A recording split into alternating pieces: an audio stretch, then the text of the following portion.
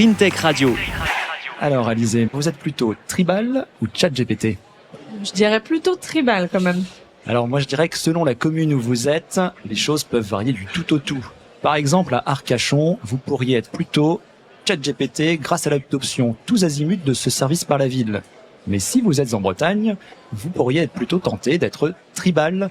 Tribal, c'est une application de messagerie 100% bretonne développée depuis 3 ans par l'entreprise Dolmen, ça ne s'invente pas. Tribal se veut être le WhatsApp souverain. Et peu à peu, la mayonnaise prend. La petite commune de Montfort-sur-Meux vient par exemple de l'adopter. Faut dire que quand l'un des créateurs est natif de cette petite commune périphérique de Rennes, eh bien ça facilite les choses. Voilà un exemple intéressant de changement des pratiques qui passe par une volonté de bénéficier d'un outil plus souverain qui serait réellement accessible à toutes et tous. Montfort-sur-Meux voit même plus loin, fournir de l'information aux habitants à travers un groupe de conversation, une tribu dans le langage tribal pour en faire un outil de démocratie directe et un bon moyen de favoriser l'adoption locale de tribal, une expérimentation qui pourrait faire des émules dans d'autres villes. Et du côté d'Arcachon, du coup Rémi ? Eh bien, à l'autre bout du spectre, Arcachon a donc versé dans la facilité. Déployer ChatGPT pour tous ses concitoyens sous prétexte, je cite, de lutter contre la fracture numérique. Voilà une décision peut-être un peu hâtive. Alors pourquoi hâtive ? Parce qu'elle risque non seulement d'être inopérante sur l'effet social escompté, mais en plus de souffrir d'un fort effet rebond au niveau écologique et économique. Je m'explique. Écologique d'abord, compte tenu de la consommation énergétique de ChatGPT. Économique ensuite, car le modèle retenu par la ville d'Arcachon est, tenez-vous bien, le paiement à la requête.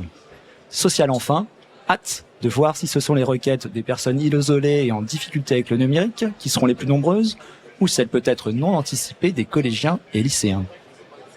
En tout cas, pour éviter ce type de situation, l'accompagnement et la formation des élus est bien sûr le maître mot, et si l'IA doit être adoptée, autant qu'elle soit souveraine. Et dans ce cas-là, que font la France et l'Europe en la matière ? Clairement, les initiatives ne manquent pas. Les programmes financés en faveur d'une IA souveraine et de confiance sont là. Dès 2018, l'État a lancé une politique ambitieuse pour l'IA. La stratégie nationale pour l'intelligence artificielle, la SNIA pour les intimes.